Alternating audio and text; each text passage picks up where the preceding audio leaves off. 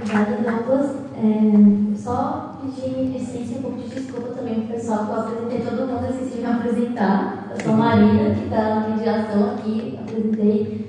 E assim, antes de continuar com o pessoal e passar assim para o Dani, tanto o Guilherme quanto o Douglas colocaram essa questão da indústria, da própria mídia, que incentivam essa visão proibicionista e essa criminalização também, que acaba, como o Guilherme perguntou, acaba atingindo e incidindo principalmente nas pessoas pobres, negras, também, que as pessoas têm rosto, têm cor. E eu acho que é importante a gente tentar também, junto com essas duas falas, descobrir que isso tem um ponto em comum, porque tanto a indústria farmacêutica quanto a mídia hegemônica, no caso, para que vocês se referiram, elas são empresas, elas buscam lucro. Então, por que eu quero reduzir os danos? Porque se uma pessoa periférica está ali, drogada, já está sendo inutilizada dentro do sistema, não está rendendo nada.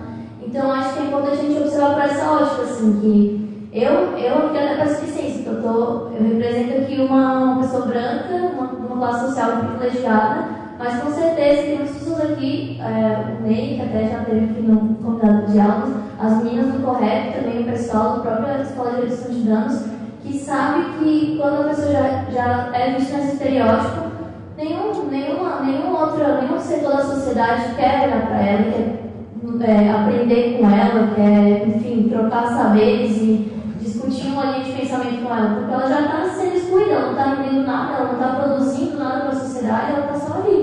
E muitas pessoas, inclusive dentro do hip hop e do rap, concluem isso, Quando uma pessoa periférica morrer, não dá nada, Tipo, ela morreu, ok, até bom para o sistema, para essa sociedade que só busca cada vez lucro em cima de mais lucro, Então, acho que o que eu pude observar assim, nessas duas falas é que tem um ponto em comum, Que é uma sociedade, um sistema todo voltado para exploração, e que o tráfico e essa questão legal, porque eu acho que a Gabi abriu muito bem assim, na intervenção que ela fez, é que todo mundo consome uma substância, todo mundo diariamente está consumindo algum tipo de substância.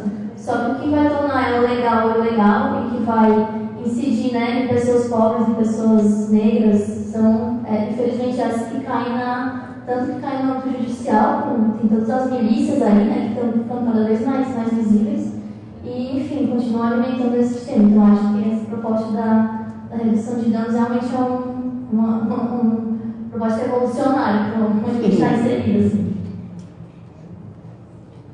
Acho que continuar com a Elisandra. Elisandra, então, para seguir o debate. Olá. Então, eu vou falar um pouco na parte meio chata agora, mas tem que falar, porque a gente tem que saber de onde veio essa coisa de redução de danos, Então, não adianta a gente ficar falando de redução, a gente já está dentro da redução há muito tempo, então para nós está tudo dado, tudo bonito, tudo maravilhoso. Mas, na verdade, a gente tem que saber de onde saiu isso, Quem é que inventou isso, Então, primeiramente, a gente está falando aqui de um cuidado das pessoas que usam algodões. Então, quando a gente fala na palavra redução de danos, a gente vai estar falando do cuidado das pessoas que usam algodões. Então, isso é uma coisa que a gente tem que deixar bem claro. Porque senão, daqui a pouco, a redução de danos é para tudo. E aí, mais uma vez, tirar acesso do cuidado das pessoas que usam algodões. Então, eu vou falar um pouco do histórico da redução, da onde surge a redução de danos. A redução de danos, os primórdios dela surgem lá na Inglaterra, na década de 20, com uma coisa muito tímidazinha, muito pequenininha, que era a terapia de substituição. O que é isso? Então, eram pessoas que tinham problemas sérios de saúde em relação ao uso da substância. Então, eles pegavam uma medicação, uma droga lícita, e faziam uma substituição por uma droga de mesmo efeito da substância que a pessoa usava. Então, isso aconteceu lá na década de 20, mas foi só e morreu. Aí, a grande jogada da redução de danos foi quando ela aparece na Holanda. E aí eu quero que vocês prestem bem atenção nessa parte, para a gente pensar por que na Holanda é assim hoje e por que no Brasil é assim hoje. Então, na década de 70, surge na Holanda um movimento dos usuários de droga injetável de heroína que se organizam né? Eles tinham um grande uso de drogas de heroína e as pessoas estavam se contaminando com hepatite C, né? Então lá eram guetos de uso, onde estava lá nós aqui usando, e daqui a pouco o Ben morria, o Douglas morria, eu estava doente, o outro estava bem, e os usuários começaram a pensar, mas nós estamos todos morrendo, nós vamos fazer. Só que se vocês sabem, a heroína é uma das drogas que causa mais dependência. Né? E aí, então eles disseram, a gente está morrendo, a gente não consegue parar de usar heroína. E uns dizem, não, mas eu não quero parar de usar heroína. O que vamos fazer? Aí então essas pessoas se organizaram, foram então até o governo e disseram, aí, nós estamos morrendo, o que vocês vão fazer com nós? E aí o governo então lança o primeiro programa de redução de danos e que faz o quê? Trocas de seringa. Os usuários de drogas pediram uma medida extrema que isso acontecesse, mas disseram assim, nós queremos que vocês cuidem de nós vamos parar de usar droga. Entende? E aí o governo pensa então o quê? Começa a fazer esse programa de troca de seringa e começa a abrir salas de uso. Né? Lá não teve esse papo de que estava estimulando o uso de droga, que abriram salas. Imagina nós abrir salas de uso no Brasil. Vocês já pensaram nisso? Se quando começou a redução no Brasil, que era a troca de seringa, os redutores já eram acusados de estímulo ao uso de droga, mas a gente abre salas de uso. Isso é o sonho, né? A gente pudesse estar trabalhando assim, mas não é. E aí o governo pensa, bom, então vai sair mais barato para nós pagar uns caras, para botar uns caras na rua, uns malucos, né? Tinha que ser uns malucos. Vamos botar uns malucos na rua, vamos pagar uma mixaria para eles e vamos fazer troca de seringa, que também é uma mixaria. E aí vai ser muito mais barato para nós. E a gente vai ter o controle do HIV e todo mundo vai sair ganhando, tá? Aí então quem vai ser esses malucos? É claro que não ia ser os queridos que pensaram nisso, que vão fazer isso, né? Tinha que ter alguns loucos que nem nós para fazer isso. Aí pensa assim, né? Tá, quem vai ser? Então o governo decide lançar os programas de redução de danos, onde quem trabalharia seriam os agentes redutores de danos, que seriam usuários de droga controlada ou ex-usuários de droga. Era bem assim. Lá no início, que eu não fazia parte dessa época, né? Os soros positivos também. Hã? Os soros positivos. Sim, mas a grande jogada, se você pegar, tem 2 manuais de redução de danos. Se você pegar os 2 manuais, o primeiro diz isso. Quem são os trabalhadores da redução? Usuários de drogas usuários de drogas controlada e ex-usuários. Aí entra o soro positivo no meio, que o cara que é soro também já fez uso e já está usando controlado, e entra tudo nessa barra. Mas era bem específico, bem específico. Aí tá, aí acharam os malucos lá, que eles, né, tomaram coragem, tá, então como vão fazer? Vamos entrar nesses bicos, nesses bretes, vamos lá falar com esses caras e vamos fazer troca de seringa, é isso. Aí o que aconteceu? Os cantores foram treinados a fazer troca de seringa. E ponto. Tem que estar cuidando dos caras. Vai lá, faz troca de seringa e deu. Né? E o dele pode me ajudar um pouco, ele é um pouco mais antigo que eu. Aí, então, os caras começaram a ir. Né? E aí eu me lembro, isso, aí teve o primeiro programa de redução, que foi, não me lembro qual a cidade, ajuda, em Santos, que foi frustrado, a justiça vetou e disse, nem pensar, estímulo ao uso de drogas, vocês estão tudo louco da cabeça, não era. Vetou. Aí depois o primeiro surge em Salvador, né? Aí em Salvador conseguiu fazer, depois veio para Porto Alegre, né? Depois de Porto Alegre a gente teve em Pelotas, que era onde eu atuava lá como redutor. E aí o setor foi para a rua fazer troca de seringa. Aí era isso, ensina os caras a usar, como ele faz o uso da injetável para não correr tanto risco de ter uma overdose, como ele acondiciona esse material, para na próxima semana, quando vocês voltarem, vocês recolher esse material e fornecer um material novo. Aí começou aquela coisa, isso é estímulo ao uso de droga injetável, como é que tem seringa para usuário de droga e não tem para diabético, e não sei o que, todo esse papo, né, que a gente acha que já morreu, mas se a gente parar bem para pensar, muita gente ainda pensa assim. Então ficou aquela coisa, se criou um estigma da redução de danos, que os redutores eram tudo usuários de droga maluco e dando um monte de maluco, e que era só para isso, e para reduzir gasto dentro. Só que aí os redutores começaram a criar um vínculo com essas pessoas, começaram a se aproximar dessas pessoas e começaram a entender que as pessoas não precisavam só fazer troca de som. As pessoas precisavam de quê? De um ouvido, de uma escuta, de um bom acolhimento, de pensar junto com elas, e aí começou a aparecer as demandas. Eu preciso de um lugar para dormir, eu preciso de um documento, eu preciso falar com a minha família, eu preciso isso, eu preciso aquilo. E o que menos o cara precisava, até porque assim, chega pro cara, ensina o cara a usar, ensina o cara a descartar, tu não vai precisar ficar falando 10 mil vezes, alguns tu vai ter que falar que são mais devagar. Mas geralmente tu vai falar uma, duas vezes, o cara vai se ligar, não vai precisar ficar falando sempre aquilo ali. Então o cara começou a surgir outras demandas. Com o surgimento de outras demandas, a droga também vai mudando, né? O tipo de substância já está passando da injetável para o uso de crack, né? E aí eu me lembro dos redutores mais antigos dizendo assim, o cara que nosso amigão falava assim, tá, e aí nós vamos fazer o quê? Se os caras usam crack, quem usa crack não tem tanto risco de contaminar com HIV. E nisso a gente ainda faz parte do setor de DST-AIDS, que é quem banca a redução de danos até esse tempo aí que eu estou vindo falando para vocês. A prima rica, a gente fala. Quando nós estávamos dentro do setor de DST-AIDS, tinha bastante dinheiro, entendeu? Não faltava recurso. Aí tá bem, aí os caras começaram a ver isso e começaram a mudar a redução de danos, e aí começou a se estabelecer o que a gente chama hoje de redução de danos ampliada. Bom, se o cara que usa, se a redução de danos é para cuidar de pessoas que usam drogas, por que a gente está cuidando só dos caras que usam injetável? A gente não cuida de pessoas que usam álcool e outras drogas. E até porque os redutores estavam apavorados que iam ficar sem campo de trabalho, porque os injetáveis estavam acabando, né? O usuário de droga injetável está acabando, e aí? E não só por isso, mas por ver que existia demanda entre o usuário de álcool, entre o usuário de maconha, entre o usuário de qualquer tipo de substância, remédio, qualquer coisa. E aí então começa a se fazer dessa forma que a gente faz hoje, que é a partir de promoção do encontro com a pessoa que usa álcool e drogas, no território, principalmente no território onde ela vive e convive.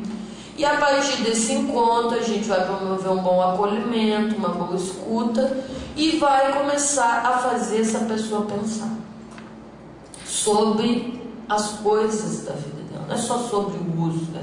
Sobre as coisas da vida dela, que era um pouco que a Gabi falou lá no início, né? Quem é tu, o que tu quer, cadê tua mãe, cadê isso, cadê aquilo. As pessoas que estão muito envolvidas no uso problemático de drogas, elas não pensam mais nada, elas só pensam na substância, é bem assim. Eu trabalhei 4 anos em Pelotas como agente redutor, e eu tinha bem essa visão, se o cara que tem problema, ele já está tão no colo da droga, já não pensa mais nada, não pensa nem que ele tem que comer, nem que ele tem que dormir. Vai pensar que tem filho, mãe, tia, avó, não.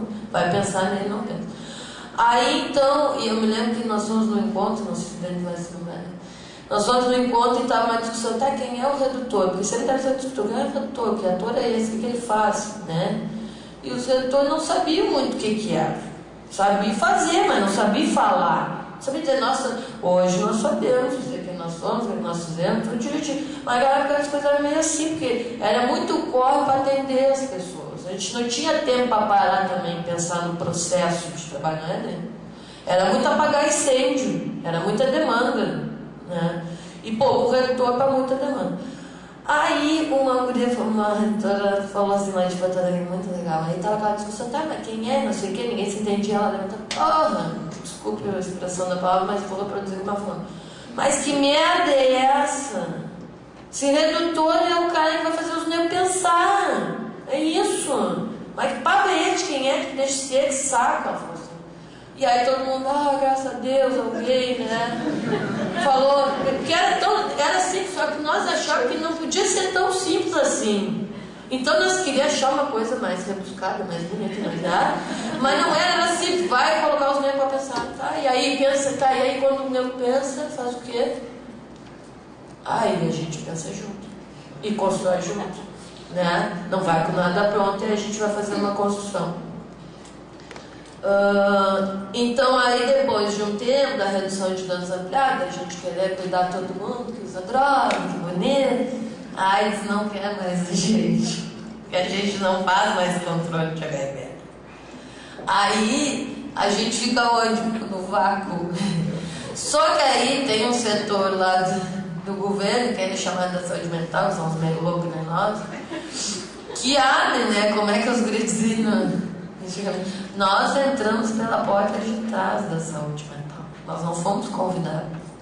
Deixaram uma festa e nós fomos se enfiando, porque nós não tínhamos para ir. Aí já tinha fechado a porta da frente. E aí nós vamos parar, então, dentro da saúde mental. E aí a gente começa a ver que tem tudo a ver mesmo, assim. Que a gente tem muito mais a ver com a saúde mental. E na verdade tem muito mais a ver com promoção de saúde, né? Não saúde mental, né? Eu sempre defendo que a redução de danos deveria estar dentro da atenção básica, né? É lá que nós deveríamos. Mas tá, isso são outras coisas, não é principalmente. E aí então a gente passa, e aí começa as funções de pouco incentivo, né? E aí vem a política, vem a diretriz, vem a portaria, tudo bonito, tudo ótimo, mas o nosso trabalho de agente redutor de danos vem se enfraquecendo cada vez mais. Eu acho que nós somos bichinhos de extinção, vocês cuidem de nós, cuidem de nós, nos preservem, que daqui a gente tem mais. E é isso um pouco do histórico, assim, se ficar alguma dúvida vai ter uma hora para debate, né? Depois já acabou meu tempo. Tá, já tá pouquinho. Tá, bem rapidinho. Então agora, assim, como eu sei que aqui vocês são, né, você é estudante de várias áreas, mas eu sei que o pessoal que está fora aí vendo a gente é a grande maioria educador, né? Então eu queria contar um pouco da experiência que a gente teve lá em Pelotas em relação ao trabalho com os educadores da rede municipal e estadual. Começou uma demanda lá em Pelotas, assim, a escola, quem é professor deve saber isso, né? Tem que falar de álcool, de drogas e sexualidade, né? Mas aí o sistema fala de drogas, você faz uma semana de droga, a semana acabou, acabou, né? Enche mais o saco. Aí o que eles faziam lá em Pelotas? Então eles não se sentiam apropriados a falar com as crianças, ligavam lá para a redução e diziam assim: vocês podem vir aqui fazer uma palestra para os nossos alunos? Quando vem com aquele papo, nós já ficava, quem sabe, as pessoas não entendem. Que quem tem que trabalhar com os alunos são eles, não é nós. Nós temos que trabalhar com os acessados, lá no campo, que a gente tem. Mas como a redução de danos come pelas beiradas e vai comendo, vai alcançar os objetivos até onde quer, nós dizemos, não, vamos ser trouxas, vamos fazer a palestra para eles. E aí a gente negocia de fazer uma formação com os educadores, né? A gente não vai dizer não, a gente não vai dizer não para nada, então vai enfiar. Depois a gente vai transformando, mudando, vamos se enfiar. Aí nós chegávamos nas escolas a fazer a palestra com as crianças, né? Aí já era aquela coisa. Aí quando já chegava, já tinha aquela conversa: olha, nós somos trabalhadores para cuidar das pessoas que usam álcool e drogas, nós não estamos apropriados a falar para os alunos de vocês, né? Mas hoje a gente vai falar, porque a gente entende que é importante. Tudo papinho.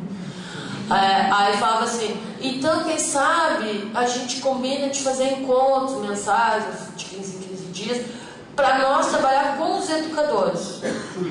Aí eles, legal. Aí a gente percebeu que as pessoas não faziam, né? As pessoas não faziam isso porque eram ruins, ou idiotas, ou trouxas, não. É porque eles não sabiam que podia ser de outra forma, né? E aí nós ia lá e oferecia uma outra forma, e a grande maioria deles aceitava. Até os que não gostavam de redução iam para os encontros para meter o pau, mas ia. Tava bom. Aí nós começamos então a fazer numa escola lá no Fernando Osório um encontro uma vez por mês. Quando eu cheguei, quando a gente viu que dava certo, quando pedi para falar palestra, nós já dizia: não, nós não damos palestras, nós trabalhamos com os educadores. Aí nós já conseguimos cortar a parte da palestra, já conseguimos encurtar o caminho. Porque tudo que a gente conseguia cortar o caminho, para nós era mais tempo de estar com o acessado, que é o nosso foco mesmo do hoje em dia. Aí eu me lembro que eu fui, não foi nem na Fernando Osório, mas foi lá no Laranjal. Aí eu consegui falar direto com os educadores, não precisei ver as crianças. Aí falei com eles, aí foi assim, sentamos todo mundo em roda assim, daí falando: conhece a redução de danos? Não, ninguém conhecia. Aí uma saltou assim, né? Porque é bonito de ver, porque tem uns que saltam. Ela falou assim: a primeira coisa que eu quero saber, eu quero saber como é que eu faço prevenção de uso de droga falando de droga. Aquilo ali foi que me dá uma facada assim, que eu fiquei pensando que atrocidade pegar as crianças pequenas, botar numa sala, ficar falando maconha, não sei o que, sistema nervoso central. Sabe, classificação de drogas? É isso que a escola trabalha. Nem dizer pra mim que não é, porque é. Né? Classificação de drogas. Aí eu falei, mas já pensou, as crianças estão nem aí. Ou não estão nem aí, eu dou um baile nelas, sabe? Muito mais de uso de droga, de classificação, de tudo, muito mais que elas. Aí ela falou assim, tá. Aí eu fui falar, ela, não, mas eu tenho outra. Eu falei, meu Deus. Fala, querida, outra dela. Aí ela falou assim, e além disso, eu preciso saber como eu identifico o meu aluno que usa crack, que fuma maconha, que toma álcool. Aí assim, ó, só não morri porque não era hora. Né? E aí foi assim, ó, uma metade da outra, eu disse, deixa eu tomar um ar, eu disse, tá bem, então vamos começar lá do início. Vamos saber o que é redução, para que é redução, que nem estou fazendo um pouco aqui. Aí começando, e ela ansiosa, ela não queria saber de onde veio a redução, ela não queria saber o que era a redução, ela queria saber que eu respondesse essa pergunta e deu. A demanda dela era essa. Como eu vi que ela estava tão ansiosa para ir, então vamos ver a demanda aqui da colega, vamos ver. Aí eu falei, primeiro, amiga, assim, ó, não se faz prevenção do uso de droga com criança e adolescente falando de droga. Tá? Isso é um perigo. Isso é tiro no pé. Primeiro, tu pode estar falando com educandos que têm pais, mães, tio e vós que são usuários. Dependendo da tua abordagem, tu está terminando com a vida daquela criança. Ou tu pega eles um pouquinho mais velhinho, na época da curiosidade, né? E aí tu levanta a lebre. Não é que não pode levantar lebre, pode, mas cada um vai ter o seu tempo. Aí tu faz um levantamento de lebre em massa. Desperta a curiosidade de todos. Se eu sou a curiosa, eu sozinha, mas é difícil de procurar as coisas. Agora nós todos curiosos, é um boi. Se juntando, vamos fumar maconha, vamos beber, vamos ver qual é que é isso aí. Então tem que ter muito cuidado. Aí ela ficou me olhando assim, tipo, tá, então eu faço o quê? Então eu não vou fazer nada. Trabalhar a prevenção do uso de droga é ser uma escola atrativa. É ser educadores atrativos. É a criança e o adolescente querer ir para a escola, é ter uma banda, é ter um atletismo, é ter yoga, é ter o que for a demanda do aluno, né? E que tenham coisas para aquelas crianças que são as piores e não que aquelas crianças são as melhores. Porque aí você faz uma banda linda, coloca esses instrumentalistas, né? Quem vai participar? Não, o fulano aquele não, vai quebrar tudo. Vai quebrar tudo. Esse instrumento caro, não. Chama aquele lá que é o primeiro da classe. Pô, mas aí não entende nada mesmo, né? Porque o que está pior é que tem que ir lá quebrar o instrumento, que aí tu vai conseguir estar perto, vai promover o encontro, vai conseguir trabalhar. Não é? Já acabou o meu tempo. Aí então tá, aí eu falei isso pra ela, que então era fazer a prevenção com coisas atrativas e não falar de droga. E identificar, ninguém tem que identificar nada. Nem te identificar. Eu não tenho que identificar, não tem que identificar. Aí eu falei assim, tu tem que ser um ponto de apoio do teu educando, né? Por quê? Porque se tu for um ponto de apoio, a grande maioria das pessoas usam drogas e não tem problemas, tá? Vamos botar bem aqui. Se nós temos uma pergunta aqui de todo mundo que já usou droga, todos já usaram algum tipo de substância. Se nós perguntar aqui tem problema, não se acusem, eu não vou ter problema. Sabe com ninguém agora. Mas difícil será a minoria que vai ter problema, entende? Então pare com esse papo que o cara fumou maconha, já vai fumar carne, já vai beber, já vai matar, já vai assassinar. Não, o cara vai fumar maconha, está numa experimentação. Chegou hoje com o olho vermelho, daqui a pouco não gostou, no outro dia, semana que vem já não está mais usando. Então por que tu vai identificar? O cara já só uma passagem. Aí eles não entendem. Aí o que eu dizia assim? Então vocês têm que se colocar no lugar de ponto de apoio, é uma das primeiras coisas. Eu estou aqui. Quando tu quiser falar comigo sobre sexo, droga, rock and roll, eu estarei aqui. Não preciso eu ir lá e dizer, senta aqui que quero falar contigo. Não, quando ele quiser falar. E outra coisa, vai para um território, minha amiga, e conhece o teu território, a tua rede de apoio também. Sabe que lá na associação tem uma dança, que tem um grupo de estudo, que tem a igreja, que tem o diabo que for lá, o que tiver, entende? Conhece a tua rede territorializada. Que aí tu vai poder falar pro cara, tu tá vendo que o cara tá meio assim, meio assado, mas sabe que lá tem os caras que jogam uma bola, que legal, que negócio de futebol. E se ele tiver com o programa e ele tiver um bom vínculo contigo, que os professores esqueceram disso. De que, desculpa, que eles devem ter vínculo com seus educandos. Quando a gente não tem vínculo, os alunos tiram classe na cabeça da gente. E ainda são ocupados de sermos horríveis. Mas não é. A gente tem que ter vínculo. Se eu tenho vínculo, o cara que tem problema, ele vai chegar pra mim, que sou a professora mais legal. Ainda tem isso. Se eu conseguir trabalhar nessa linha, eu vou ser a mais legal. E eu vou me dar bem com meus alunos e não vou ter tantos problemas dentro da sala de aula. Então é um pouco isso assim que eu queria falar pra vocês, que eu podia ficar falando toda a vida aqui, contando vários casos de atrocidades e de coisas boas também feitas com os alunos. Mas era isso aí, né? Quero agradecer o convite aí, né? E estão dizendo pra mim não parar. Quero mal, agora eu vou falar.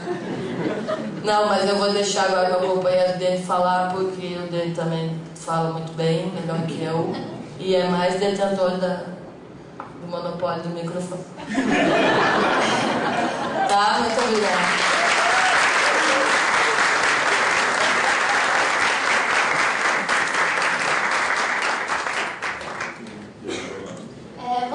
Só retomar algumas coisas que o pessoal que está assistindo de casa, né? Que hoje o tema do nosso diálogos aqui, drogas no âmbito educacional, a redução de danos, explicando um pouco essa proposta.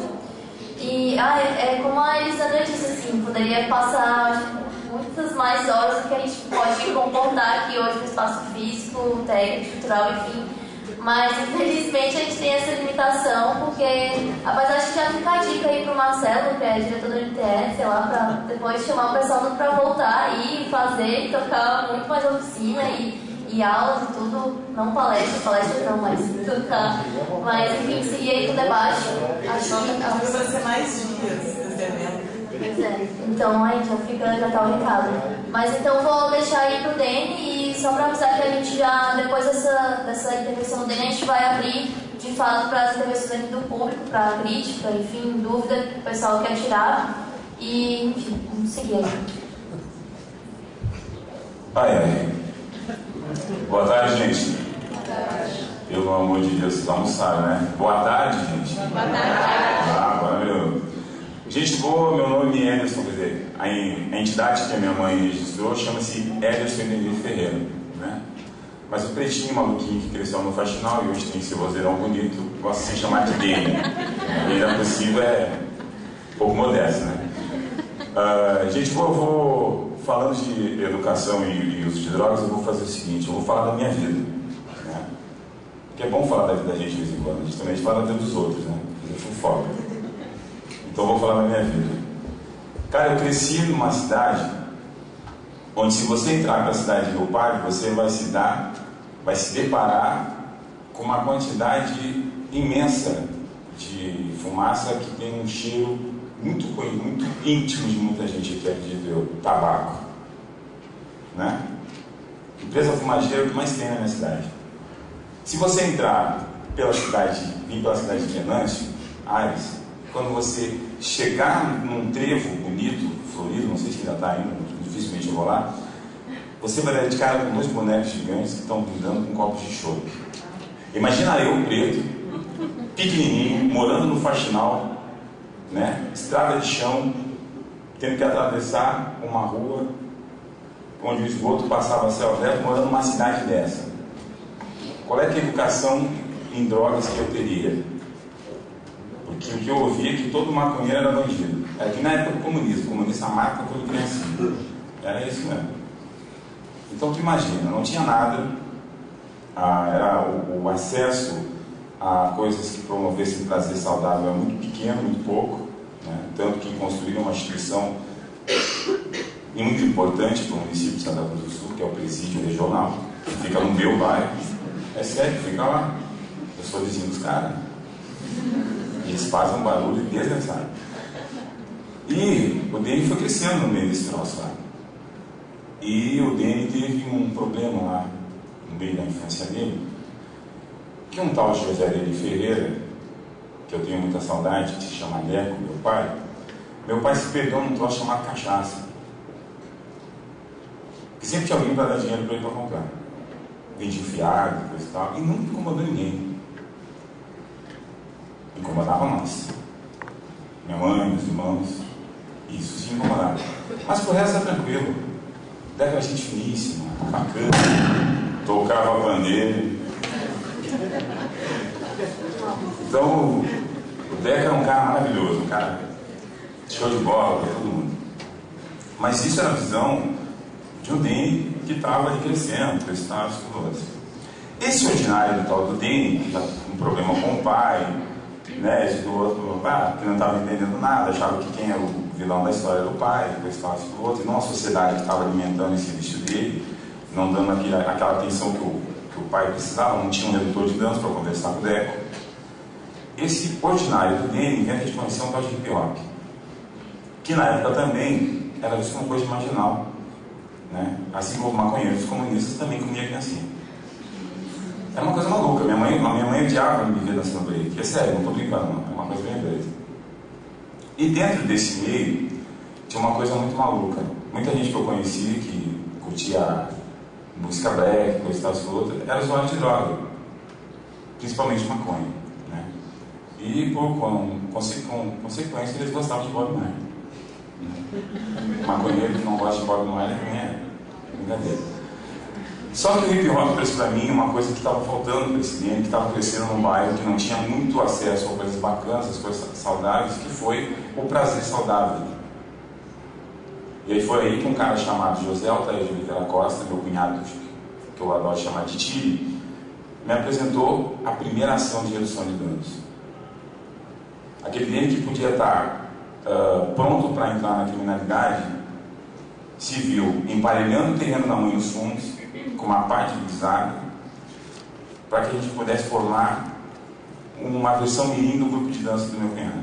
E a gente estava lá, dançava, todo dia de tardezinha, principalmente no verão, e terminava os ensaios sendo jogados ou mergulhados dentro dos latões cheios de água, né, porque a gente tinha que armazenar água, faltava tanta coisa lá, tanto serviço, tanto acesso a coisas necessárias naquela comunidade, que até a água faltava na época.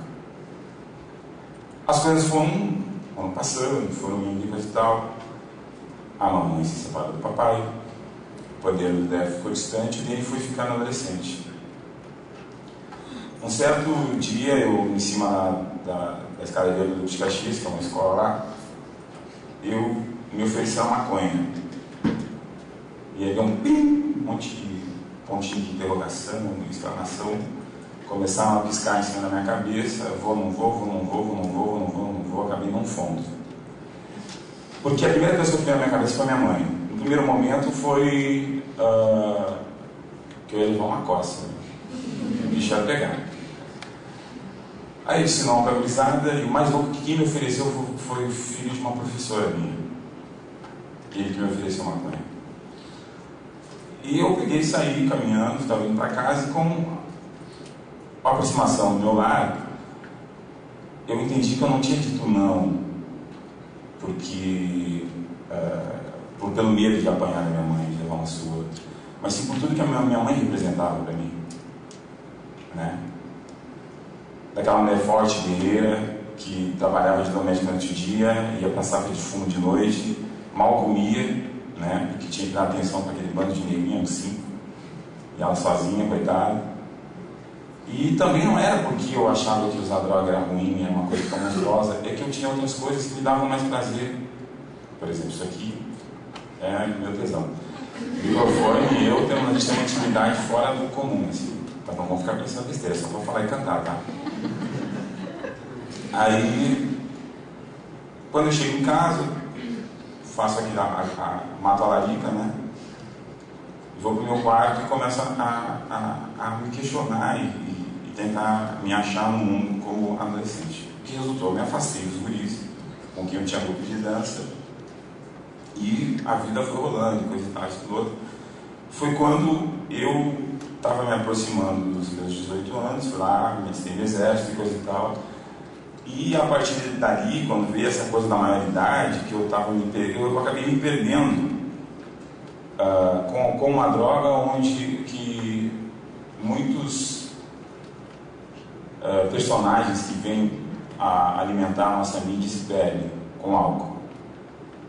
Eu que fui ofendido com 15 anos, junto com os meus amigos na praça Getúlio Vargas, em Santa Cruz do Sul, por estar dançando break, foram os policiais que fizeram isso, por estar dançando break, consumindo Coca-Cola e bolachinha enxada, dos meus 18 para 19 anos eu estava bebendo pra caramba. Era quase todo dia. E com o passar do tempo eu percebi o que tinha me feito isso comigo. Porque eu nessa confusão, porque não tinha nenhum tipo de auxílio, não tinha nenhum tipo de acompanhamento, minha mãe não tinha tempo para mim, até porque nessa época eu já estava com o meu padrasto e tudo mais, e as coisas começaram a se colar na cabeça desse preto aqui. Passa-se o tempo, esse preto consegue o equilíbrio de volta, porque ele sabe que o que ele precisava era as coisas que promoviam um prazer saudável para ele, que era a música, que era a dança e coisa e tal. Eu me aproximei disso de novo, através da escola de samba lá do meu bairro, e consegui entrar nesse equilíbrio. Fui passista nota 10 durante 7 anos. Era só pisar na avenida, os 10 já brilhavam, uma coisa louca. E, de repente, esse preto se depara com outro problema em relação ao uso de drogas. O Deco, aquele cara bacana que todo mundo dizia que era um ótimo pandeirista, se descobre com câncer na garganta. Imagina, essa voz eu herdei dele. Meu pai tinha uma voz bonita também. Então imagina aquele cara que me promovia coisas bacanas, às vezes, principalmente quando ele estava em roda de samba. Aquele cara estava com um bagulho crescendo no pescoço dele, aquele troço veio para fora, meu pai ficou com o rosto deformado. Foi uma coisa bem punk, assim. E o desgraçado do homem me deixou uma missão. Ele disse que eu tinha que ser gente fina e tinha que ser maduro de verdade, falando do bem. Que não importasse para onde eu fosse, eu tinha que ser bem chegado. Se eu fosse do Cambuinho ao Faxinal, se eu fosse do bairro Santo Antônio ou Higienópolis, que eu fosse bem chegado, que eu fosse bem visto. Mas ele pediu outra coisa para mim, esse desgraçado. Que eu desse um neto para ele. O cara faz a passagem em 2003, 2004, nasce Catherine Dion de Mel Ferreira, minha filha. E não tem droga melhor. Não tem. Mas por que eu estou falando isso para vocês? Não é só uma história dramática, cheia de emoção, coisa e tal. Eu estou falando de vida. E quando a gente fala de droga, na maioria das vezes a gente esquece que droga não tem vida, que é um ser que não respira, que não sente, que não tem alma. E a gente dá uma importância descomunal para essa substância. E a gente esquece do que essa importância que a gente dá para a substância faz com o indivíduo. Esse recado são dos professores, né? São para os educadores que estão nos ouvindo pela internet. Você tem que prestar atenção no seu aluno. E como bem disse a Elisandra, você não tem que falar de droga com ninguém, cara. Não precisa. A mídia convencional faz isso todo dia. E da pior forma. Da pior maneira. É um absurdo uma emissora de TV receber um prêmio fora do país por ter nos transmitido uma, vamos dizer assim, uma descrição do que foi a invasão do Império na Serra da Barriga, que resultou na morte de Zumbi dos Palmares, que é a invasão do Morro do Alemão. É o Estado, né, o Império, botando para correr e matando o negro, pobre, drogado. Então vamos ter cuidado com o que a gente reproduz na nossa sala de aula. É horrível. Já tem Tropa de Elite, já tem imagem de Jesus Cristo crucificado, sangrando, que é a imagem mais grotesca, na minha opinião, que a gente carrega dentro das casas, principalmente quem é católico. As nossas crianças já vê coisa ruim demais, gente. Demais. Então vamos lá falar com um vizinho que está incomodado, que o menino tem uma banda de rock e que ensaia na garagem, que aquilo incomoda o vizinho, né, que já envelheceu de alma, né, nem foi fisicamente, mas envelheceu de alma e se incomoda com essa bagunça sonora organizada, que está promovendo um prazer saudável para alguém. Né? Vamos conversar com as pessoas que se juntam para fazer uma abaixo-assinado para fechar uma escola de samba, como aconteceu com a Unidos de Santa Cruz, na nossa cidade, né, Marta? E a poucos metros da sede da Unidos, que foi fechada em Santa Cruz do Sul, usuários de drogas quase morreram num incêndio, porque a redução de danos lá foi desfastelada.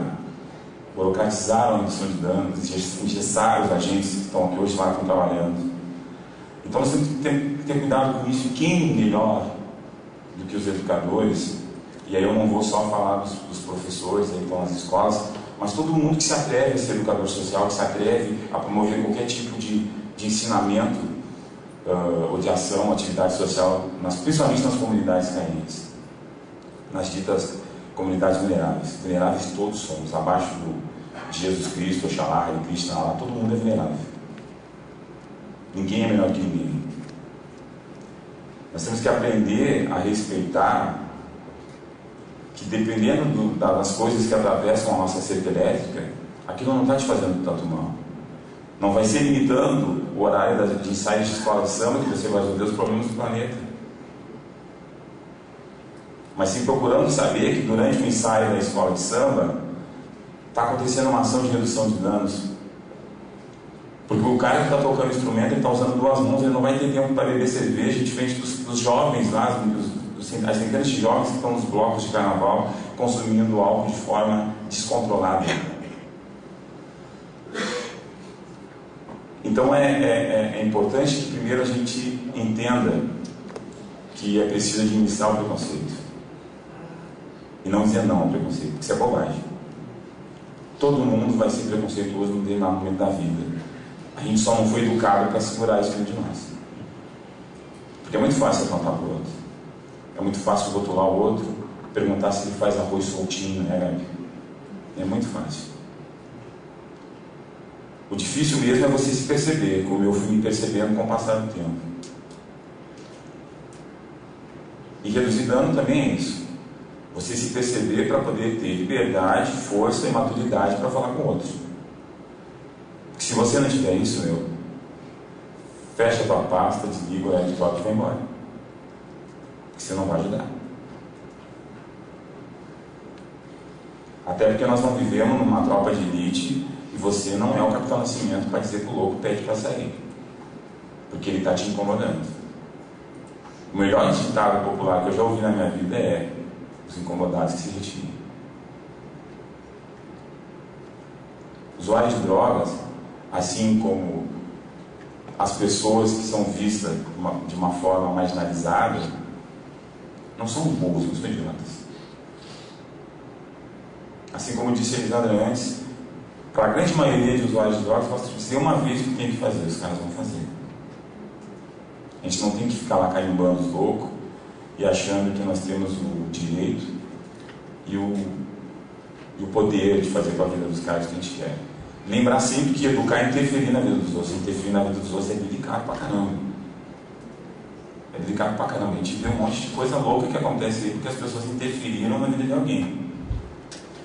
Se o Estado Islâmico hoje existe, é porque alguém foi lá no Oriente Médio e interferiu na vida do louco. Se tem movimento de mulheres, é porque alguém foi lá e interferiu na vida das mulheres de uma forma que não foi bacana. Se tem movimento negro, movimento de LGBT, é porque alguém interferiu. E se tem redução de danos, e se tem um movimento, por exemplo, que pede a descriminalização do uso da maconha, é porque tem alguém que foi lá e enfiou o dedo na ferida do louco. A gente precisa se respeitar, porque se a gente não se respeitar, não vai respeitar ninguém. Parece meio clichê isso, né? Mas essa é a grande verdade. Quem pode, por exemplo, julgar que esse preto de voz bonita vai entrar numa loja para roubar e não para consumir? Quem pode dizer que esse preto aqui não pode ir além do que as estatísticas mostram. E tem uma pesquisa que saiu agora há pouco, que ela nos informou de um absurdo, que até 2019, mais de 30 ou 40 mil jovens vão ser assassinados nesse país. Então a gente tem que começar a se respeitar, começar a pensar no que nós queremos e de que forma a gente pode contribuir para a gente buscar o equilíbrio. Eu não conseguiria nunca ajudar um usuário de drogas se eu não ouvisse antes. Talvez se eu tivesse ouvido os apelos do meu pai, ele poderia sentar no tapete da minha sala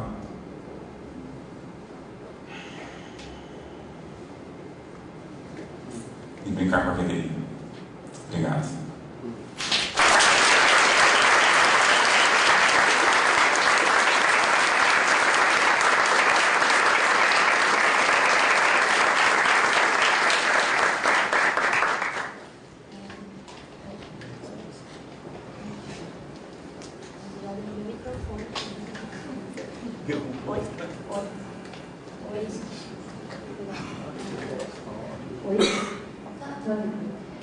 Bom, então, gente, a gente acabou de escutar aí o Deni, né, que veio lá de Santa Cruz para compartilhar e socializar, né, essa questão da redução de danos que a gente está tratando no diálogo de hoje.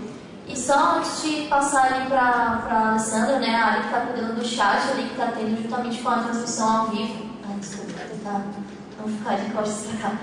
Eu não sei se é um mal assim que eu tenho de tentar sempre sintetizar as coisas por causa de trabalhos coletivos ou também presença em alguns movimentos sociais, mas eu acho que o que mais tentei anotar que são muitas questões, muita crítica, a gente realmente podia estender a atividade para vários dias, mas queria só pontuar uma coisa antes de passar assim, para as outras interações, assim, que quando se fala no âmbito educacional, né, que o pessoal, todo mundo complementou, né, falando que é um espaço que continua reproduzindo essa lógica proibicionista, essa lógica criminalizadora, né, criminalizante dos jovens, principalmente, acabam sendo, acho que se todo mundo é vulnerável, o jovem está mais vulnerável ainda por não ter realmente essa possibilidade de avançar no pensamento, de conseguir compartilhar o pensamento com uma pessoa, talvez um agente redutor de danos ou redutora de danos que vai lá e diz: calma, vamos lá, deixa eu escutar, não é assim, enfim. E eu acho que é importante a gente pontuar que isso acontece não só nessa discussão de drogas, né? Quando a gente fala da educação, do campo da educação hoje, eu falo isso porque o trabalho do Guilherme também envolve questão de sexualidade um pouco, né? Em outros projetos. E tanto o gênero e a sexualidade são tratados hoje também com uma lógica de doença, que ainda hoje, né, está tentando avançar tentando puxar um pouco o que aconteceu ontem no FSM, que foi aprovado o uso do nome social, né, por pessoas transgêneras e transexuais. Eu acho que discutir o âmbito da educação como um todo, assim, principalmente nesses assuntos que, entre aspas, né, geram mais polêmica, né, que incomodam, no caso, né, que é visto como incômodo, é muito importante, porque a gente acaba cercado cotidianamente por todas essas instituições, né, da mídia, a grande mídia, a mídia convencional, as indústrias farmacêuticas, a própria indústria da educação, né, que existe, infelizmente, também. E, enfim, acho que produzir e incentivar esses espaços de troca e de se enxergar e compartilhar as informações, não no método de ensino-aprendizagem, mas só de aprendizagem, como o pessoal já conseguiu contar muito bem também. É importante porque a gente realmente consegue enxergar além do que, infelizmente, por um contato diário, a gente está acostumado a ver. A gente está acostumado a ver o drogado como uma pessoa excluída, a gente está acostumado a ver o gay, a lésbica, as trans, os travestis como pessoas sempre marginalizadas, não ocupando um espaço protagonista na nossa sociedade. E, enfim, acho que, deixando de novo um anseio só, potencializar mesmo esses espaços para a gente conseguir avançar numa verdadeira transformação, assim. Agora, não vou me emocionar demais, vou passar para a área. O pessoal está emocionado aqui também. Vou primeiro registrar todos os polos que estão aqui participando. Três Passos, Porto Alegre, Faxinal do Soturno, Vila Flores, Santa Maria, do Polo AB, Pelotas, Sobradinho, Serviço Social da Unífera, está com uma turma lá assistindo, Agudos, Sarandi, Três Passos e, em especial, o Grupo Bravura de Alcoólicos Anônimos de Santa Maria, que estão juntos lá em 28 pessoas, entre homens, mulheres, amigos, ligadíssimos e adorando, gostando muito. E, deixa eu ver, Agudo tem também a turma de Educação Especial, Letras, Administração Pública, Comunidade. De Santa Vitória do Palmar, alunos da Geografia, da Educação Especial. E em Sobradinho, Pedagogia, Educação do Campo, Técnico em Meio Ambiente, Técnico em Vendas, Administração Pública e voluntários do Grupo Amor Exigente. Aí, não tem muitas questões, mas tem coisas para serem comentadas. Eu vou falar aqui umas 4 que eu selecionei, e o pessoal que está em casa pode mandar mais questões, a gente vai ficar aqui à disposição até de toda. A Margarete Mosselli, de Três Passos, diz: analisando essa fala, vejo quantas formas de relacionar o termo drogas existem. Acredito que a maior droga hoje na escola é o uso de medicação. A instituição escolar deve intervir antes que o consumo de drogas ocorra. Para isso, deve promover um estilo de vida saudável nos alunos, desde a pré-escola, ensino fundamental e médio. Acabo de escrever que a prevenção se inicia com bons hábitos alimentares e levar o aluno a olhar dentro de si, o que o corpo precisa para ser saudável, e não somente o corpo perfeito julgado pela sociedade. Compreender que precisamos do esporte, do trabalho, da boa alimentação, inclusive dormir direito. Esse é da Margarete Mosselli, de Três Passos. Vocês podem ir anotando para depois comentar, se quiserem comentar. A Ana Lu, de Santa Maria, diz com relação à fala de Elisandra. A Elisandra afirmou que a fala dela seria chata, por ser histórica, mas foi incrível. É muito importante conhecer a história da RD no Brasil para compreender o trabalho que é feito hoje e sua importância. E muito importante esta fala, ela repetiu, da Elisandra: a escola precisa aprender a desenvolver suas práticas em relação às drogas e depender menos da fala do especialista, que é externo ao ambiente escolar. O Geraldo Severo, do grupo Bravura de Alcoólicos Anônimos, também fala que o álcool é a droga lícita como porta de entrada para as outras, pois começa no seio da família. Álcool e fármacos em casa, rua e escola, maconha na noite, baladas, álcool, maconha, cocaína, somente depois o crack. Falo com experiência como usuários desde 1990. Se vocês tinham comentado, também podem aprofundar mais um pouco essa questão. E a Dani diz: uso café desde pequenina. Meu estresse, meu refúgio é o chocolate. Muito chocolate. Deixa eu ver se tem mais algum aqui. É isso aí por enquanto. O pessoal pode mandar mais questões, que agora o pessoal aqui, os convidados, vão fazer comentários. A gente passa, será que a gente não abre para... Vocês querem comentar? Acho que dá para abrir para algumas pessoas aqui também já, e daí faz um bloco de todas as, pode ser? Pode estar. Acho que vem aqui na frente. Não, só por causa da questão da câmera que a gente fica meio fazendo essas. Boa tarde, uma satisfação. Eu também faço parte da escola. É um prazer estar aqui dialogando com vocês. Em primeiro lugar, eu gostaria que os meus amigos da escola não se levantassem para mostrar nós educadores. Tem aqui.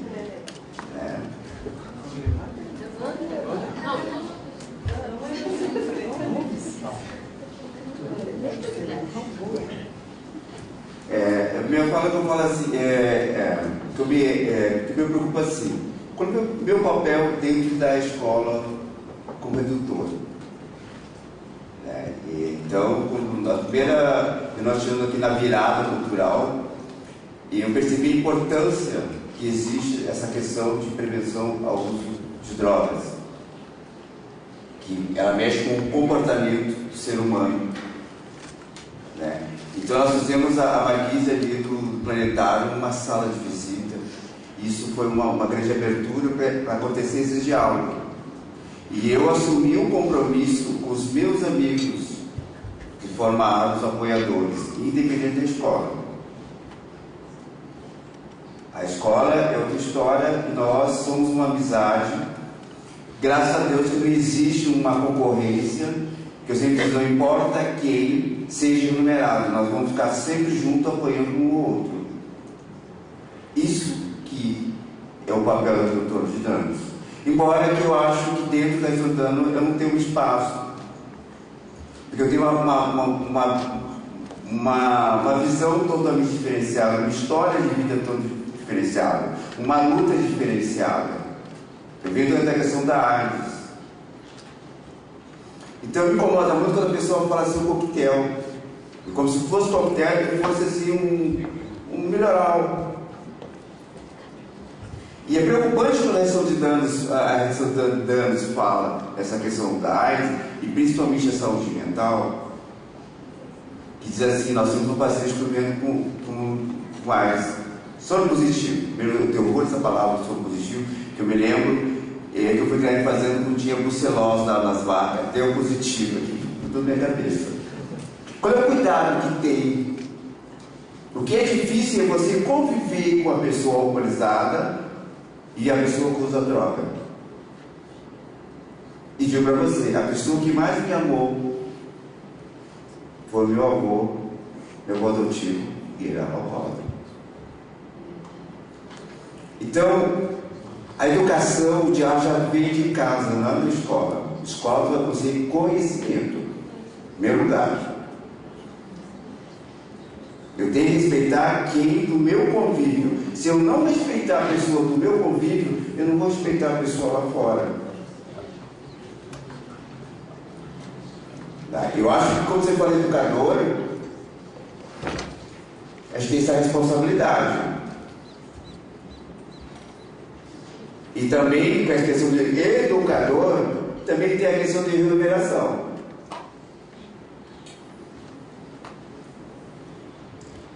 Porque eu também sou eu sou certificado pela SMEC, Secretaria de Saúde do Estado.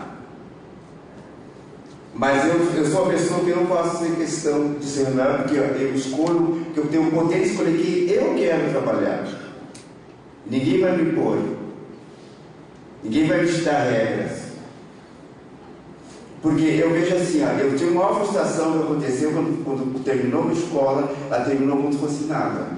Nós não somos conhecidos como gestor. Nós estamos entrando dentro de uma universidade que não é um espaço que eu gostaria de estar, porque nós é outra coisa, é outra vivência. É nós e atrás daquelas pessoas que têm necessidade de ser ouvida. Eu seguro no carnaval sozinho, preservativo, e é coisa muito gratificante que as pessoas se identificam. Olha, você dá um preservativo para aquele ali, aquele ali não usa preservativo. Aquele adolescente, aquele homem da minha idade, que eu tenho quase 60 anos. Então eu tenho uma experiência de vida que talvez esses meninos nunca vão ter. Eu vi uma mudança de comportamento, de cultural. Minha infância toda em cima de uma ditadura. Que tudo era proibido. Falar em droga, pelo amor de Deus, é um escândalo. E hoje, com a minha idade, eu estou aqui discutindo. Que eu poderia estar ficando em casa, igual os meus amigos da minha idade, ficar enchendo saco, os outros, perturbando os outros, criticando. E a minha maior frustração que eu tive, que dizia assim, o usuário tem que ser protagonista disso. Eu fiz um projeto, levei para a Secretaria de Saúde, foi passado pelo Conselho Municipal de Saúde, pela Comissão de Saúde da Câmara que estava lá na Secretaria. E de igual nós temos várias pessoas, amigos meus, que estão dispostos a vir, não vão cobrar nada. Nós temos que fazer um evento dentro do Pet Vision, primeiro encontro latino-americano. O que eu vou reunir? Eu vou esquecer que existe uma rede de saúde do meu município e vamos juntar com meus amigos do movimento social e vamos fazer. Só que eu vou fazer uma coisa que ninguém teve coragem. Eu vou trazer o secretário de saúde para ele ouvir como é que está a saúde na nossa região centro. Já foi uma referência. Porque quando é a AIDS que mantive o nosso mesmo com AIDS, graças a Deus, fomos nós, abraçamos essa causa, o espaço era bem maior. Era o dia inteiro, sendo um bom hotel, um bom almoço, um bom café, Nós temos estruturais, tem estrutura, tem muito dinheiro. Mas só você trabalhar com essa sigla AIDS, você tem que ter conhecimento o que é rede.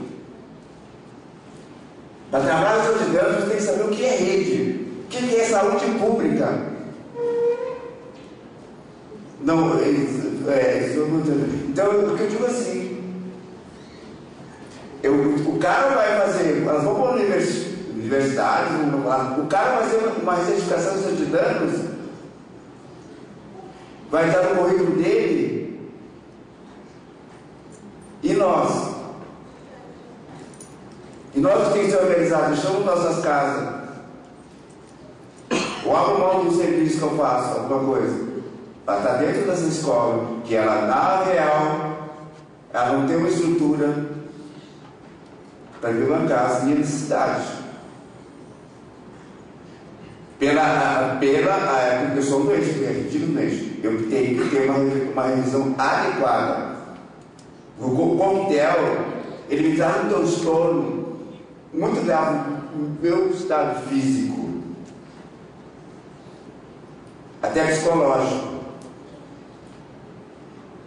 Então, hoje, se vocês querem saber a realidade, vocês vão para a farmácia da DI, dos planos universitários, e ver quantos jovens estão entrando para tratamento do bebê. E vai lá saber se eles vão ter essa utilidade. Nós não atingimos as metas da questão do HPV para o adolescente. Eu não gosto de falar muito, gosto de epidemiologia, essa questão. Entre 10 homens, 8 possuem o vírus do HPV. Então isso é coisa muito séria. Eu acho que a gente tem que, quando se fala em saúde, que redução de danos é uma prevenção de saúde, e eu acho que nós temos que trabalhar como é essa situação, porque fala-se muito da família. Como se não são drogados. Se eu sou drogado, eu vou arrepender da minha casa, a minha mãe fica enlouquecida, aí ela vai lá e bate. Né? Olha, meu filho fez isso. Não, eu vou receber a senhora até na quinta-feira. Hoje é segunda. Eu acho que quando você vai falar nisso, fazer esse trabalho, primeiro nós temos que estar com essa rede formalizada. Porque não adianta eu falar para você, a professora fala assim, meu filho, vai lá no teu posto, a mulher não vai te entender. Ela não nem sabe o que é redução de danos. Então, uma coisa que eu reverencio, eu estou vivo porque existe uma política pública de saúde, porque é o SUS que paga as minhas medicações, que é uma fortuna. Só que talvez com o ciclovir, 2 anos, anual era 15 mil reais. Então, por isso que chama a AIDS, a tia rica, a prima rica. Ela tem muito dinheiro. E esse dinheiro não é usado, principalmente no nosso município, por interesse, falta de interesse daquele meu cuidador de fazer um projeto que nem a Universidade Federal não tem. Porque vocês, acadêmicos, procurar que existe uma verba via Ministério para a prevenção da HIV nas universidades, e não é pouco. E para os movimentos sociais no município do orçamento da HIV são 10%, que dá base de 100 a 150 mil reais. E esse o dinheiro o município não usa. Então eu fico assim muito preocupado. A minha posição dessa, como um doente, né, porque eu tenho que admitir, em primeiro lugar, eu tenho que admitir que eu preciso de tratamento, eu preciso ter autocuidado, como eu vou trabalhar dentro de uma saúde e prever, trabalhar em prevenção, se ela está trabalhando para cuidar que eu tenho essa necessidade. Eu vim mais hoje para colocar aqui hoje uma abertura, e eu acho que a gente tem que se apropriar dessa discussão, principalmente cidades como São Vicente está aqui, que tem pessoas que usam drogas nas zonas rurais, que estão abandonadas, pessoas vivendo com AIDS, pessoas com hepatite C, estão lá. E vai se empurrando pela barriga. Então eu fico preocupado com isso. Como eu vou trabalhar, para encerrar, como eu vou trabalhar, é como se dentro dessa esfera eu não tenho identidade. Às vezes a pessoa fala fechar, mas quem é que me representa? Luiz, eu vou ter que te cortar um pouco. Então, deixa eu terminar. Então, eu só fazer isso. Eu sei que tem mais gente. Só que eu sou uma pessoa que eu saio, eu trabalho sozinho, eu vou nas casas das pessoas, me procuram, então eu tenho esse compromisso. E eu acho que é o momento desse, nós, que se achamos titulados de anos, sentarmos e fazer um planejamento. Porque senão nós vamos levar ferro de novo. Nós vamos ser frustrados e saímos. O Geraldo tem uma questão dentro da tua questão, assim, mas direcionada para a mesa. Ele fala assim que realmente a saúde pública é inexistente para o usuário, as portas são fechadas e essa é a verdade. Se não são os CAPs de Santa Maria, como se faz? Pois os usuários vão desintoxicar para começar um tratamento adequado de sua doença. Onde? Tá. Só para então encerrar esse bloco de críticas e dúvidas, a Marta. Posso falar aqui? Pode. Meu nome é... Boa tarde, né? Meu nome é Marta Nunes e eu já conheci a redução de danos há algum tempo, até por conta da proximidade com o Lênin. Nós somos conterrâneos, né? Eu sou lá do Cambuinho, do Faxinal, né? Que são os bairros que ele citou. Mas o que me chamou bastante atenção é a questão da chamada drogas no âmbito educacional e a questão da redução de danos. E eu gostaria de saber como é que trabalhar essa questão de drogas, ou pelo menos introduzir alguma forma de prevenção de drogas no âmbito educacional sem trabalhar com certas questões transversais. Porque eu me lembro de algum tempo atrás, um filme, aquele Meu Nome Não é Johnny, eu acho que é esse nome, sim, que foi um negócio assim que se disseminou, que era aquilo que era que se iniciava a conversa da questão das drogas no meio escolar. Eu lembro que foi usado durante muito tempo em vários lugares. Só que aquela é uma realidade que para nós negros não existe. Aquela é uma realidade para nós negros periféricos é surreal. Né? Se envolvendo nas drogas, ele era um traficante, o menino era um traficante, em um certo momento ele vê que não tem mais saída, aí a sociedade o abraça. Né? E diz, olha, tu tem uma saída, a saída é essa e nós vamos te ajudar. Isso não existe para nós, negros periféricos, pobres, né, de uma forma geral. Como é que vai trabalhar essa questão de um acolhimento para esse indivíduo que quer, talvez num determinado momento, ser ouvido, mas também quer ter uma saída, talvez, para aquele contexto que está usando, sem trabalhar essa questão de que a sociedade não enxerga esse contexto do usuário de droga no Brasil.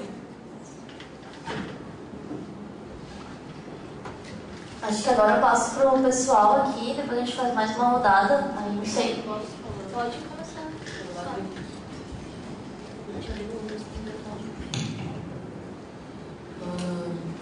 Eu fiquei me questionando ali quando aquela pessoa falou da questão do álcool, porta de entrada. Acho que a gente tem que cuidar bem isso, que porta de entrada pode ser qualquer coisa, né? Pode ser um pai que me dá pau, pode ser uma namorada que me abandonou, pode ser sei lá, 1 milhão de coisas, né? Eu acho que quando a gente fala que qualquer substância ela é porta de entrada para as outras drogas, a gente está ainda focando na substância. A gente não está trabalhando com redução de danos. Porque, na verdade, o nosso foco não tem que ser com a substância. Nosso foco, além de ser no indivíduo, é qual a relação que ele estabelece com a substância. Né? Como o dele falou, eu tive meu pai por muitos anos usuário de álcool e Deus o livre se meu pai um dia botar um cigarro de maconha na boca. Isso não existe, não é da cultura dele, ele vem da colônia onde o álcool é aceito, é bonito, mas as drogas ilícitas não. Né? Então eu acho que a gente tem que, entendo o que ele falou, não estou criticando o que ele disse, mas temos que ter cuidado quando a gente entra nesse jogo que alguma coisa é porta para alguma coisa. Né? Eu acho que o buraco já é bem mais embaixo do que o buraco da substância. Né? Então a gente tem que ter cuidado. E quando a gente trabalha dentro de escola, muito mais ainda. Porque tu está trabalhando na formação mesmo, ainda mais quando tu pega criança e adolescente. Né? Então a gente tem que ter cuidado quando a gente fala sobre isso. Uma outra coisa que eu queria dar falando disso que eu fiquei pensando, Eu também falei que os professores eles querem saber como fazer a prevenção do uso de droga, né? Na verdade, nós da redução a gente faz muito mais uma promoção de vida, né? E não só de saúde, na verdade de vida mesmo. Porque prevenir o uso de droga é mais uma vez reprimir, dizer você não pode usar porque você vai morrer, você vai ficar sequelado, você vai fazer alguma coisa, né? Agora, quando eu promovo vida, eu dou direito de escolha às pessoas. E como diz o Carlinhos, né, nosso amigo, que só tem escolha quem tem mais que uma possibilidade. Quem só tem uma possibilidade não tem escolha. Então, quando a gente vai ver a pessoa que tem problema com o uso de substância mesmo a fundo, a gente vai ver que, se fosse eu, usaria bem mais que ele. E também estaria usando droga, porque ele só tinha aquela possibilidade. Ou ele se agarra naquela ou não se agarra nenhuma, né? Então, eu acho que muito mais da gente estar trabalhando a prevenção do uso de droga, que dentro da classe dos educadores, principalmente ensino fundamental e médio, isso é uma ânsia, né? Como se trabalha a prevenção, como se faz a prevenção. Vamos mudar isso, vamos passar a pensar em promoção de vida. E aí a gente já tira o foco da substância, né? Quando a gente pensa em promover vida, a gente não pensa mais na maconha, no crack, no remédio, no que for. Eu fiquei pensando nessas coisas.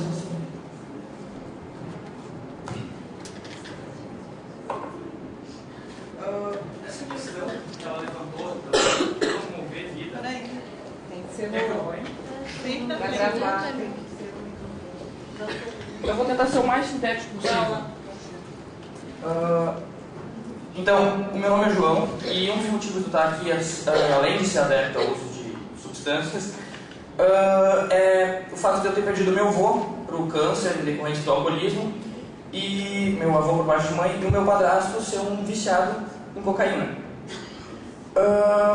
Tu comentou, tanto na fala do Lênin também, essa questão da promoção da vida, de estudar a opção. Como a gente faz em 2015, em se tratando de Brasil, aí eu estou citando a questão econômica, para fazer essa promoção? Tu é de Santa Cruz, eu sou de Santa Cruz também, tu deve conhecer a pista de skate lá.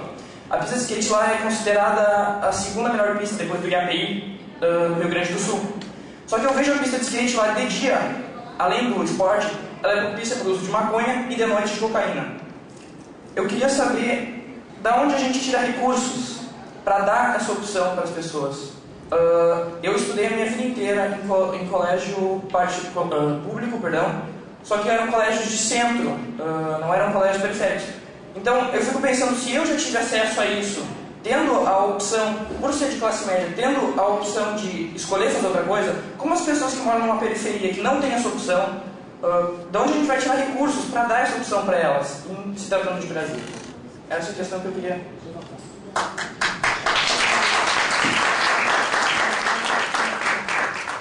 João, meu velho, eu não gosto de futebol, mas me passou uma bola agora, eu vou te contar. Meu compadre, só para tu ter uma ideia, assim, a nossa pista de skate tem uma coisa maravilhosa lá, que é uma manifestação cultural que ainda é marginalizada, que é o grafite. Para tu promover qualidade de vida, se tu for criativo, e nós, como os bons brasileiros somos, tu não precisa de muita coisa. Primeiro, tu tem que estar disposto, antes de qualquer coisa. E a gente tem que cuidar para não se burocratizar demais, né? Não se exigir muito. Uma das coisas que mais detona qualquer ação relacionada à prevenção, à redução de danos, à promoção de saúde, à relação de drogas, é uma palavrinha chamada salvação. Nós não temos poder de salvar ninguém, para começar, nós temos que ter certeza disso. Nós não temos esse poder, nós não temos esse alcance, né? E quando a gente fala sobre a questão de ser das classes sociais, por exemplo, como tu fala que é de classe média, e que tu deve ter estudado no colégio ali no centro, Eu estudei em Goiás. no Goiás, né?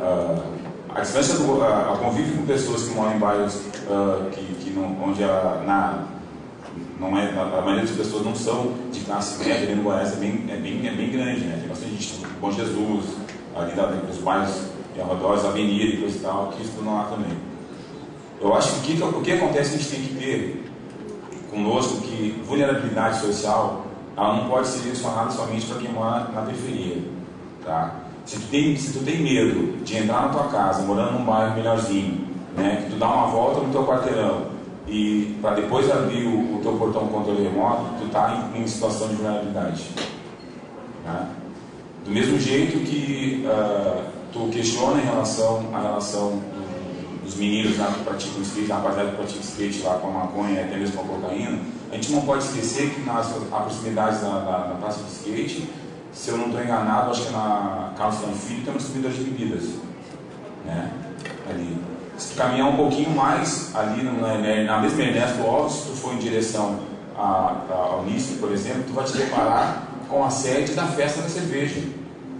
Então a gente tem que cuidar com essa importância que a gente dá para a substância e tentar pensar nos indivíduos. A nossa prefeitura, essa gestão que está lá agora, fez uma grande violência com os frequentadores da praça de skate, que foi pintar todos os grafites que ela tinha, inclusive o grafite que foi lá da minha escola de samba lá no União. Uma coisa horrível, machucou muito. Eles foram lá, cobriram tudo com tinta branca e azul e colocaram o logotipo da prefeitura, destruíram com o grafite, que é uma manifestação cultural dessa coisa. Então eu acho que para promover saúde, e aí eu vou, que a Marta tinha dito, a dificuldade é que quando a gente vai com algo pronto para as pessoas, tu não consegue fazer as coisas funcionarem. Elas vão durar por pouco tempo. Nós tínhamos uma demanda na escola de samba, né? As nossas crianças não tinham o que fazer, até porque o que era apresentado para elas não era a realidade delas. Hoje, por exemplo, do meio-dia às 3 horas da tarde, a comunidade toda, principalmente periférica, estava ouvindo pagodão com o Edinho Nascimento, lá, meu camarada Edinho Nascimento. E aí, como é que tu vai lá ensinar judô para aquela gurizada que está acostumada a lidar com bandeira na mão? Né? Como é que tu vai pegar e levar jiu-jitsu? Como é que tu vai levar? Só porque está na moda? Porque o MMA está na moda? Tu tem que aprender, tu tem que identificar o que é comum naquela comunidade. Né? E não tentar chegar lá com algo pronto e interferir na vida daquelas pessoas como se tu estivesse levando a salvação. Né? E é importante sempre, eu volto a repetir para ti e para todo mundo que está aqui, para todo mundo que está nos assistindo e ouvindo, não vamos dar poder a algo que não tem vida. Tá? A gente não pode se permitir fazer isso. Né? Os nossos grandes músicos, eu que sou fãzaço de Tim Maia era usuário de drogas, isso todo mundo sabe, e Tim Maia produziu coisas bacanérrimas. Só que nem todo mundo, independente do vício que tenha, e aí eu me reporto ao filme 1000 Palavras do Ed Murphy, onde o personagem dele é um cara viciado em trabalho, que esquece da família, esquece da mulher, só quer ganhar dinheiro, né? E de repente se vê perdido nesse vício dele. É importante que a gente pense na pessoa. Né? O personagem do Ed Murphy ele é encontrado por um outro personagem lá, que é um guru espiritual, e que faz ele pensar nisso, em pensar nele. Eu acho que nós, no momento que a gente for interferir na vida de alguém, a gente tem que ter essa consciência. Nós temos que ajudar as pessoas a pensar em si, né? Não a gente, no que a gente está querendo, no que a gente acha que é certo. Você devia escolha, né? Você devia escolher o que quer. Levar em conta que as pessoas elas são diferentes, elas têm aptidões diferentes, interesses diferentes.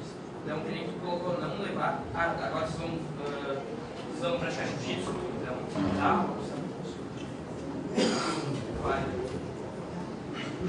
É porque isso tudo é tudo muito maluco. Por exemplo, eu nunca me senti à vontade de pegar e chegar para uma pessoa e dizer assim: olha, não escuta Anitta, escuta a Aretha Franklin que é melhor, né? Eu escutei Elza Soares. Não tem isso. A minha filha adora Anitta, né? E quando eu estou num momento mais bacaninha, eu vou lá e danço com ela, vou até o chão, não tem problema.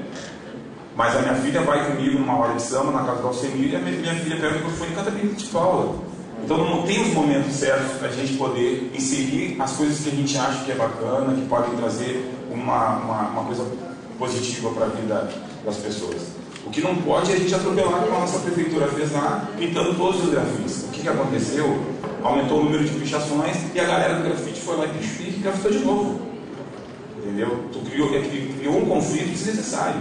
Então isso que a gente não pode, enquanto o assunto é promoção de saúde, promoção de vida, o que a gente tem que cuidar é para não criar conflitos desnecessários. Porque daí a gente se perde, porque a gente se perder, a casa cai.